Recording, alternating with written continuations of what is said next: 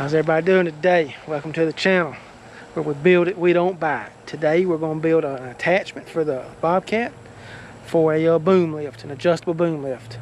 So y'all stay tuned. Let's get to it.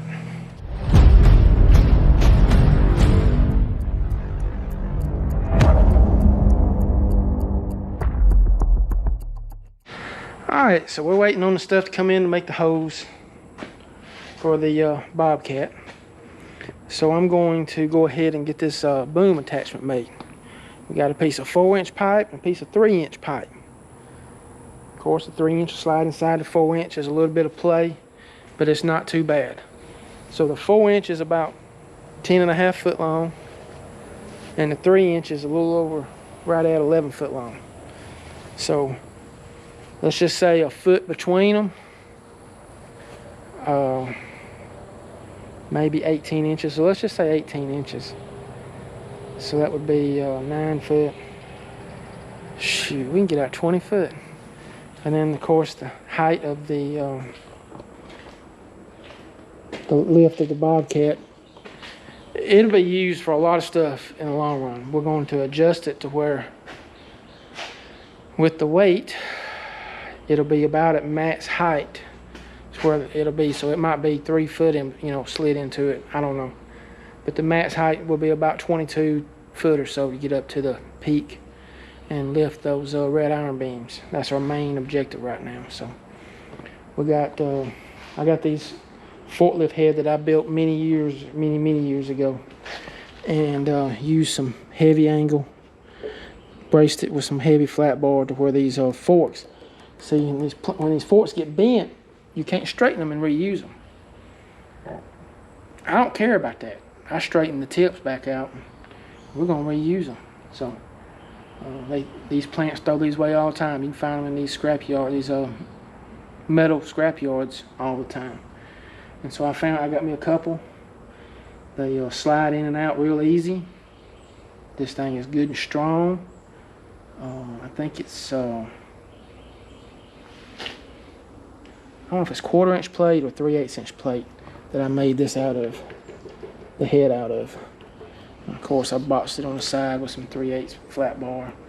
I made it heavy. I mean, I know it might be a little too heavy, but it ain't bent yet, and I've had it under a pretty good little strain so far at times. So we're trying to get this Bobcat back running and using, and we're going to put it back to good use. So let's get this boom lift made. We're going to put it at about a 45-degree angle from right here, because this head will swing almost 90 degrees flat down. So I got plenty of adjustment that way, but I can't pick up a whole lot, if I don't do that. And we'll come up towards, right about here. We'll kick up with a kicker to the main boom that for the pickup. So as far as I can tell,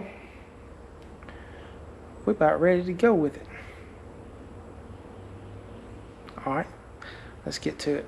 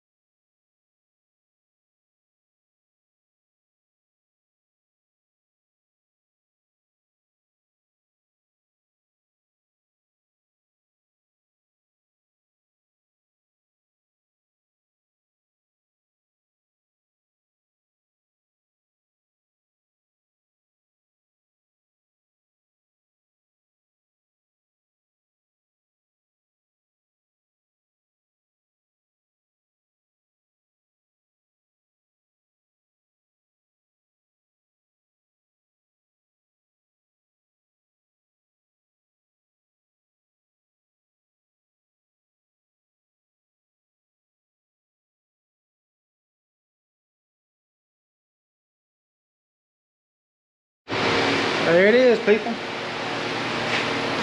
It's done. I got to drill some holes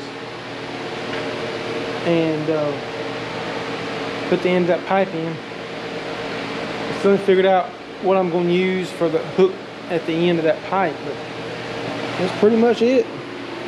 Nothing fancy. fast. Used stuff that I had. I didn't have to buy nothing. Just leftover pieces of metal from here and there.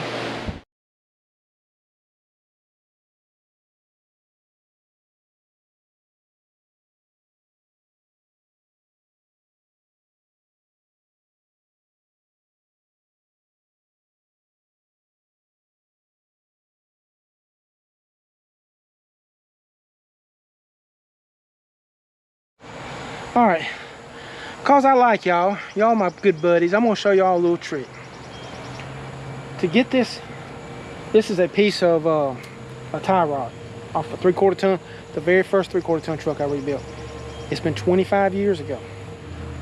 I still had it just laid in the corner of the shop. When I was looking for something to put in for a hook, I just had to use it. So, see this big old crack? All right. What I did was I knocked the flux off of these rods. I'm gonna feed them like a TIG wire in there while I'm stick welding this, and it'll fill that whole hole in. I wish I could hold the camera and do this, but I can't. I'll show you the after results in just a couple of minutes.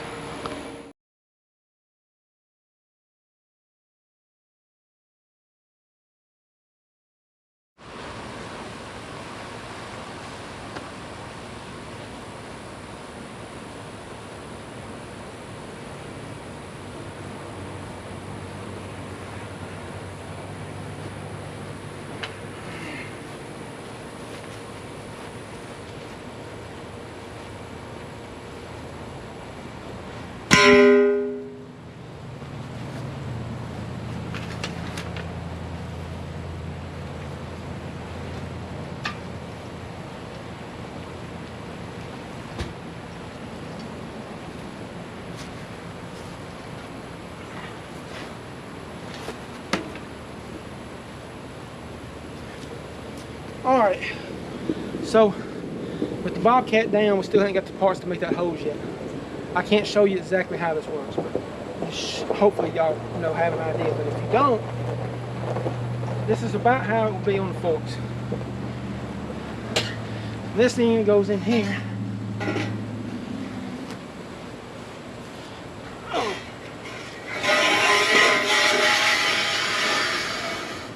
So it's telescopic, however you pronounce it, and it goes in and out wherever you want it. So that'll be the least amount. That's about 9.5, 10 foot from the mast, from the head of the forklift. Forks.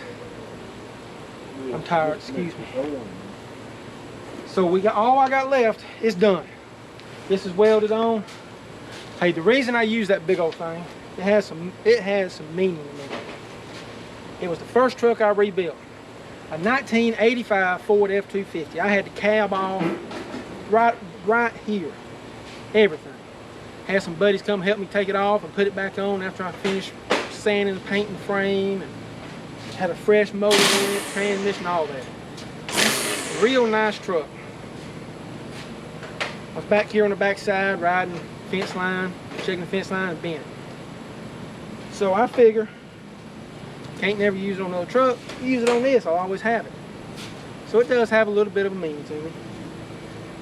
Plus it didn't cost me nothing. But all we're gonna do is leave about 2 foot.